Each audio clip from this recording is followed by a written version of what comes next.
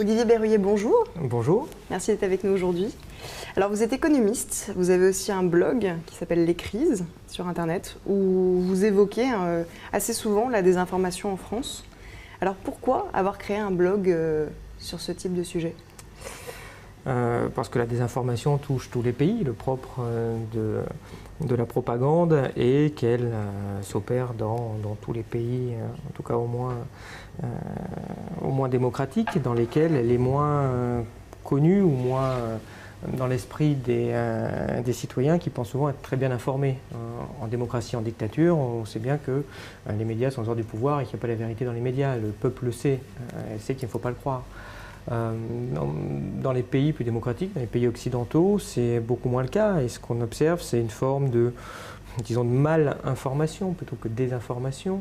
Mais le public en général, qui disent souvent qu'il n'accorde pas une grande confiance aux médias, on se rend compte qu'en pratique, ils ont tendance à gober assez facilement tout ce qui est largement diffusé par les médias mainstream.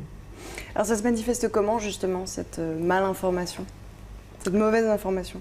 Ici, vous avez des exemples par exemple à nous donner de choses qui auraient été couvertes de façon... Il y en a plein, on voit bien que toute analyse, tout opposant entre guillemets au système actuel, au système occidental, au système qu'il soit économique ou qu'il soit politique, et assez rapidement, et sans qu'il y ait de complot, parce que c'est pas du tout, il n'y a personne qui tire les ficelles derrière, mais on se rend compte que c'est ce que décrit extrêmement bien Noam Chomsky dans La fabrication du consentement, avec une jolie phrase qui est que en démocratie, la propagande est l'équivalent de la matraque dans les dictatures. Donc il faut que le pouvoir arrive à convaincre la population qu'il a raison et que la population doit le soutenir. Et donc pour ça, on a des médias qui se retrouvent à diffuser un message qui va généralement dans le sens du gouvernement. Donc les médias français ne sont pas libres ? Si, ça dépend de ce qu'on appelle libre. Après, on n'est pas dans le cadre de société où on peut dire clairement que les médias ne sont pas libres, mais on se rend compte que la liberté des médias est relativement encadrée. Et que, plus qu'une notion de liberté, on voit que c'est une notion qui parfois est simplement une incapacité à prendre du recul ou à penser un peu différemment. Enfin, on voit qu'on a souvent des messages qui sont univoques, parce que finalement la démocratie a un besoin fondamental d'une pluralité d'informations. S'il n'y a pas d'information, s'il n'y a pas d'éducation, il ne peut pas y avoir de démocratie, parce que comment le citoyen pourrait-il exercer librement ses choix s'il n'a pas l'information de base? Donc l'information est un vrai enjeu dans une démocratie. Et l'information nécessite d'avoir des visions pluralistes, parce qu'il n'y a pas de vérité unique. On voit que les situations sont généralement complexes, et donc ça nécessite normalement de confronter des points de vue opposés, de façon à ce que le citoyen puisse essayer de percevoir, je dirais, d'une part la complexité des sujets, et puis se faire à l'intérieur sa propre opinion. On voit qu'on a des médias qui sont généralement beaucoup plus militants, beaucoup plus engagés sur plein de sujets. Par exemple, la censure de certains intellectuels, on peut dire Tarek Ramadan ou Michel Onfray qui a été très critiqué pour ses propos sur les migrants, par exemple. C'est dans cet esprit ? C'est un peu ça. Après, je ne sais pas jusqu'où on peut appeler ça censure, parce qu'on l'entend, Michel Onfray. Mais ce qui est plus intéressant, c'est qu'à la rigueur, on lui donne un peu la parole. Et surtout, après, il y a tout un coryphée d'une cinquantaine de personnes qui vont expliquer qu'il dit n'importe quoi, et généralement sans reprendre, sans être dans un débat intellectuel face à lui. On voit qu'on est vraiment dans un ostracisme, avec surtout en général des propos extrêmement virulents. On voit parfois on n'est plus sur le domaine de la raison et du débat, on est plus sur quelque chose qui s'apparente à une forme de foi, finalement. On a l'impression, quand on regardait les unes de Libération ou du Nouvel Obs sur Michel Onfray, vous vous rendez clairement compte que vous n'êtes pas dans un débat intellectuel face à Michel Onfray, qui serait tout à fait, qui aiderait la démocratie. C'est le dogme du politiquement correct, en quelque sorte ? Exactement, on cherche à le brûler, c'est tout. Il est brûlé en place publique, mais on va éviter de débattre avec lui. De toute façon, généralement, il vaut mieux éviter, parce qu'on n'en ressort pas en très bon état, comme ça s'est vu sur cette émission mythique d'émission de Laurent Ruquier, où il était invité et où il a dézingué les deux interlocuteurs qui étaient face à lui, l'espèce de petit journaliste aux ordres, mais où ça se voyait très bien dans cette émission, qu'on n'est pas des journalistes qui essaient de débattre et d'éclairer le spectateur, mais qui sont là pour faire en sorte qu'au final, le spectateur pense quelque chose. Mais alors ça, c'est quoi? Est-ce que c'est très français? Est-ce que ce sont les patrons de presse qui tirent les ficelles un peu en coulisses? On a beaucoup critiqué Bolloré, par exemple. Comment vous l'expliquez? Bolloré est un cas extrême. Après, ça s'explique par des analyses, je dirais, tout à fait chomskistes, des choses qui font que ça touche tous les pays. Hein. Enfin, il n'y a pas de pays où les médias sont exempts de ça. Après, en effet, c'est intéressant d'essayer de comprendre comment ça se passe, parce que ça ne se passe pas d'une façon... Il n'y a pas quelqu'un qui tire les ficelles, justement, ce serait tellement facile. On voit que déjà c'est un espèce plus insidieux d'entre-soi. Oui, non, parce que la plupart du temps, et les personnes qui sont là sont convaincues d'avoir raison. Ce ne sont pas des gens achetés, complotistes, qui se diraient « chouette, je vais mentir aujourd'hui ». Généralement, ils pensent être dans la vérité, mais comme un religieux extrémiste défendrait sa vision et sa position. Et c'est ça qui est assez intéressant. Donc ça touche évidemment les États-Unis, ça touche l'Italie, l'Espagne, la France, ça touche tous les pays. Alors après, est-ce que ça peut avoir quelque chose à voir aussi avec les lois en France?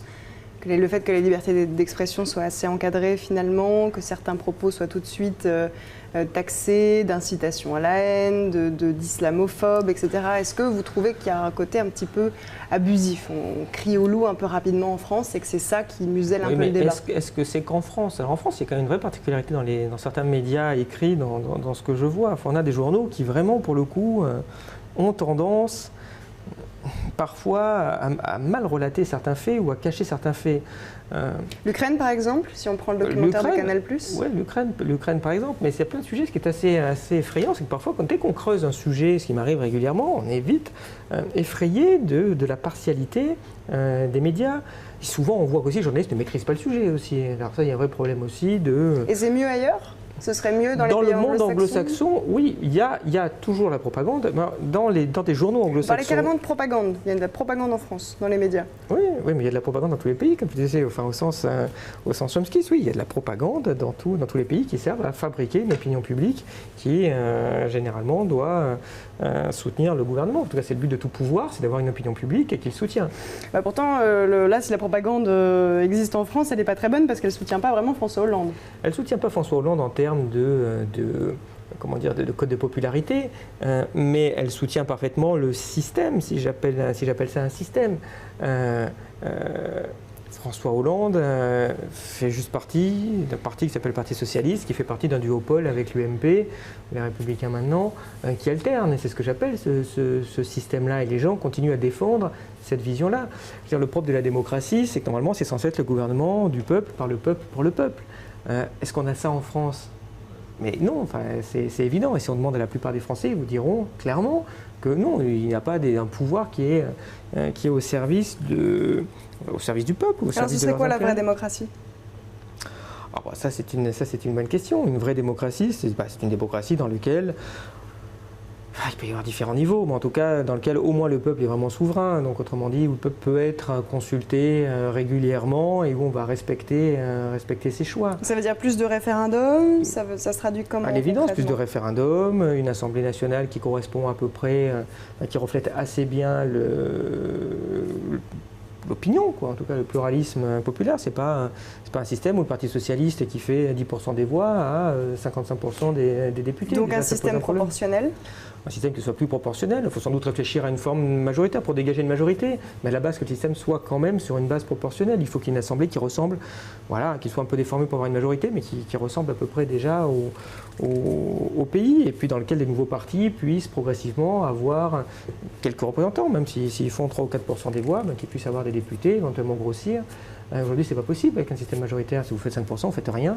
Et si vous ne dealez pas avec un des deux... C'est ce que demande d'ailleurs l'extrême gauche et le Front National, qui seraient les premiers à en... Oui, mais enfin, il y a des idées aussi, même chez les centristes, d'avoir des visions plus... De toute façon, tout parti, Europe Écologie, les écologistes aussi ont bien le droit d'avoir une représentation sans devoir se faire des courbettes auprès du Parti Socialiste. C'est un droit démocratique que le courant écologiste, même s'il représente 2, 3, 4, 5%, 10, ça dépend des moments, ait une juste représentation en tant que telle. Et on voit que ça, c'est absolument pas le cas en France. C'est déjà une vraie particularité par rapport à la majorité des pays en Europe qui ont des systèmes plus proportionnels. Mais encore faut-il à l'intérieur, c'est loin d'être parfait à l'étranger, mais avoir une capacité à avoir des référendums d'initiative populaire. De toute façon, j'ai tendance à penser déjà que quand vous n'avez pas de référendum d'initiative populaire, vous n'êtes pas en démocratie, vous ne pouvez pas l'être. C'est-à-dire, vous n'avez absolument pas une possibilité pour le peuple d'avoir le moins de contre-pouvoir. Et pour les médias, alors, ce qui pourrait rendre cette société plus démocratique, selon vous, est-ce que ça pourrait passer par des contre-pouvoirs médiatiques, c'est-à-dire le développement des blogs, etc., comme vous faites d'ailleurs? Est-ce que c'est le but de votre blog, vous? Je ne sais pas quel est le... Est-ce que c'est une alternative quel est le aux vrai but? médias mainstream? Bon, je pourrais assez facilement rentrer dans le jeu et dire oui, oui, bien sûr. Pour moi, je pense que ce n'est pas le rôle d'un blog ou ce n'est pas le rôle d'Internet. Enfin, pour le moment, c'est un palliatif qui permet aux quelques pourcents de la population qui ont envie de s'informer de pouvoir être informés. Vous arrivez aujourd'hui, si vraiment vous voulez avoir un regard pluraliste sur ce qui se passe, avoir des informations que vous ne trouvez pas ou que vous trouvez difficilement dans les médias, elles y sont généralement, les informations dans les médias aussi. C'est faux de croire qu'il y a une censure. C'est pas vrai, généralement, vous avez toutes les informations. Mais simplement, c'est comment dire, l'information importante, vous allez la trouver de temps en temps dans Le Monde, mais ce sera une fois, page 26, et ce sera un petit entrefilet. C'est plutôt les médias de droite ou les médias de gauche qui sont comme ça? C'est pour tout le monde? C'est généralement pour tout le monde, c'est un peu plus marqué sur des journaux comme Le Monde et Libération, clairement, parce que vous avez cette foi. J'aime bien l'analyser vraiment avec une pointe de religieux là-dedans. Ces gens sont des croisés qui sont pétris de très bonnes intentions. C'est un autre livre de Chomsky qui s'appelle La doctrine des bonnes intentions. Oui, c'est toujours très beau sur le papier, c'est toujours des bonnes intentions. Et on va apporter la démocratie en Irak. C'est magnifique. Et on va apporter la démocratie en Syrie. On va apporter la démocratie en Libye. Bon, ouais, ça part d'une bonne intention. C'est toujours très très beau, ça fait plaisir. Puis après, la réalité, et là, la réalité, elle est un petit peu différente de ce qui était promis. Et vous remarquez qu'il n'y a strictement aucune capacité à tirer des conséquences de ces erreurs. Et pourtant, après l'Irak, puis la Libye, puis la Syrie, on pourrait dire on va arrêter. Là. Enfin, c'est extrêmement problématique et dangereux ce qu'on fait. Pas du tout. Enfin, on a les mêmes personnes, genre BHL qui vient dans les médias, pérorer, t'expliquer qu'il faut retourner encore en Libye.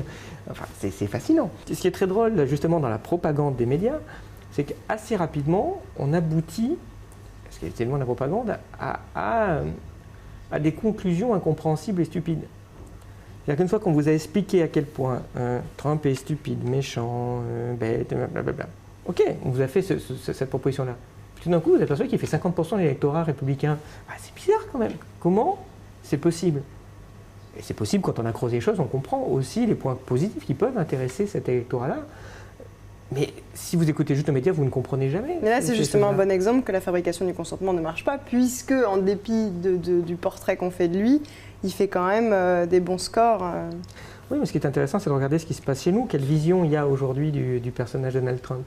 C'est ça qui est très drôle. Et surtout, on en arrive à des choses qui deviennent délirantes. Je ne sais pas si vous avez vu, il y a quand même eu une pétition, je crois, avec 500 000 signatures, pour demander au gouvernement anglais d'interdire Donald Trump de territoire anglais. Puis un débat aux communes, donc au Parlement, contre Donald Trump.